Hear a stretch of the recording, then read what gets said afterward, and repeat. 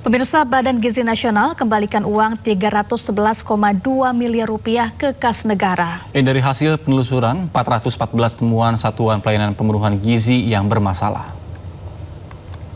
Kepala Badan BGN. Dijumpai di kantor BGN Jakarta hari Jumat, Kepala BGN Sudaryono ungkap 414 dapur MBG yang belum beroperasi telah menerima pencairan anggaran atau punya rekening virtual ganda, sehingga dana harus dikembalikan ke kas negara. Terkait dengan hal tersebut, Sudaryono pun tegaskan masalah ini telah dilaporkan ke aparat penegak hukum untuk dapat ditindaklanjuti. Kami telah menemukan adanya 400, bisa ditampilkan, 414 SPBG atau dapur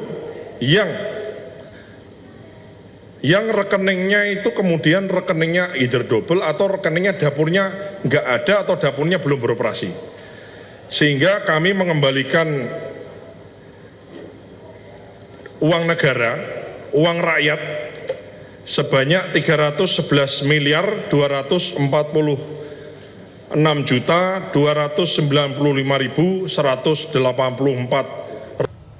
Pemirsa, sejumlah mal di Jakarta dan wilayah lainnya tiba-tiba dipasang pagar setinggi hampir 3 meter. Ya, pemasangan pagar ini viral di media sosial dan memunculkan tanda tanya masyarakat.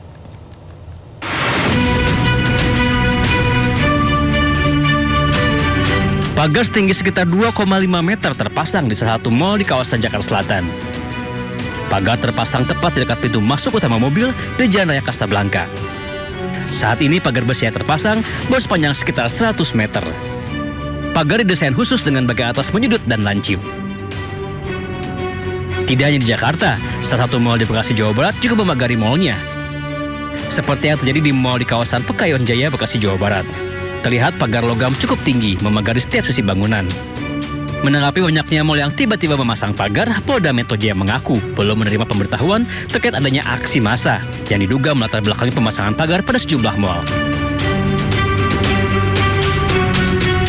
Terkait tentang pagar, dalam situasi Kamtibmas, sampai saat ini Polda Metro Jaya masih belum menerima surat pemberitahuan terkait tentang aksi yang ada.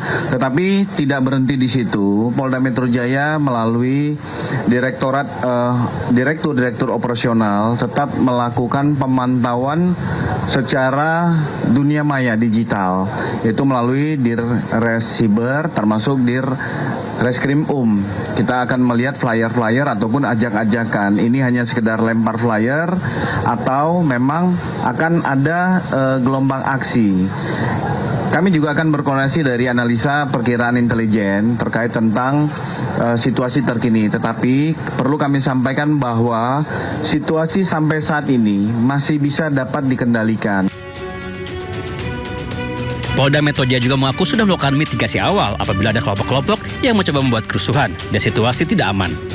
Kendati demikian, Polda Metro Jaya kini meningkatkan patroli berskala kecil hingga besar di wilayah penyangga ibu kota Jakarta.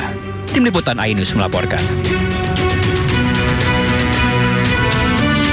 Menanggapi fenomena mal dipagari, Gubernur DKI Jakarta Pramono Anung meminta pihak mal agar tidak melakukan tindakan antisipasi yang berlebihan. Ya, sementara penasihat khusus Presiden bidang komunikasi Hasan Nasbi meminta publik tidak berspekulasi liar. Yang kedua berkaitan dengan pemasangan pagar, saya juga mengamati mungkin bagian dari kekhawatiran, tetapi nanti pada saatnya pasti saya akan minta untuk pagar-pagar itu dilepas kembali. Karena kekhawatiran yang berlebihan juga tidak baik. Dan saya sebagai Gubernur Jakarta, koordinasi dengan TNI, Polri, aparat penegak hukum lainnya, kami akan menjaga Jakarta. Mudah-mudahan Jakarta selalu aman, nyaman. Kita jangan memperbesar berita-berita yang tidak baik. Berita-berita yang menebar ketakutan itu sebaiknya diklarifikasi juga. Teman-teman wartawan kan bisa cek sendiri. Bisa bikin cek fakta, benar nggak fear mongering yang sedang beredar itu, ketakutan-ketakutan yang sedang beredar itu betul-betul nyata apa tidak. Karena teman-teman bisa cek di lapangan. Saya rasa kita harus optimis ya. Keadaan negara kita baik. Sekarang pemerintah juga sudah jalannya sangat cepat. Barusan juga diskusi dengan seratusan lebih pengurus Kadin, dan komunikasi dua arah, tanya jawab dengan Presiden tadi, masukan-masukan mereka sangat konstruktif, diterima dengan baik oleh Presiden, dan nggak ada alasan buat kita nggak maju kan. Jadi yang firmongering itu teman-teman cek di lapangan. Ya, saya rasa nanti teman-teman bisa menemukan itu benar nggak sih. Pemirsa, Pengadilan Tata Usaha Negara Jakarta menolak seluruh permohonan keberatan yang diajukan oleh Universitas Gadjah Mada terkait dengan keterbukaan informasi ijazah mantan Presiden Joko Widodo. Putusan ini menguatkan penetapan Komisi Informasi Publik yang mewajibkan UGM membuka dokumen akademik Jokowi kepada publik. Selain menolak banding UGM, Majelis Hakim juga membebankan biaya perkara sebesar Rp648.500 kepada pihak UGM. Dalam pertimbangan hukumnya, Majelis Hakim PT UN Jakarta menegaskan hak masyarakat untuk mengetahui riwayat pendidikan pejabat negara mengalahkan klaim kerahasiaan data pribadi.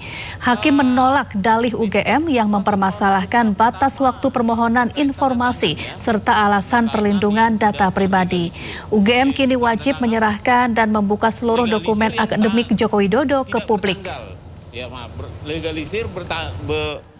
Bertanda tangan, berkopsu. Pemirsa, sidang pra-peradilan Roy Suryo Jilid 3 kembali digelar di Pengadilan Negeri Jakarta Selatan. Ya, kali ini Roy Suryo menghadirkan ahli pidana terkait dengan permohonan atas ganti rugi penangkapannya.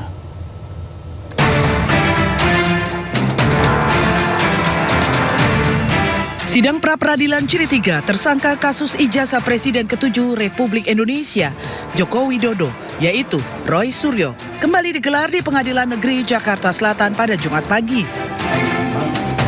Roy Suryo kali ini mengajukan pra-peradilan dengan menggugat Polda Metro Jaya untuk mengganti rugi sebesar Rp206 juta. Rincian gugatan yaitu ganti rugi material senilai Rp106 juta dan ganti rugi imaterial senilai Rp100 juta. Dalam agenda sidang hari ini, Roy menghadirkan ahli pidana yaitu Didit Wijayanto Wijaya.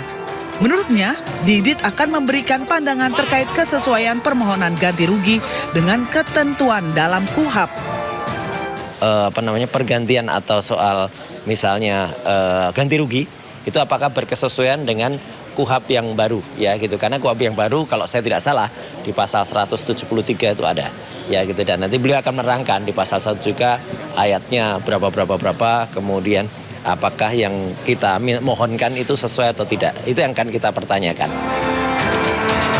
Sebelumnya pada sidang pra-peradilan pertama, Hakim Tunggal I Ketut Darpawan mengabulkan sebagian permohonan Roy Suryo. Sidang menyatakan bahwa penggeledahan, penangkapan, dan penahanan dirinya tidak sah. Sementara sidang pra-peradilan kedua yang menggugat penetapan tersangka ditolak hakim. Tim Liputan iNews melaporkan.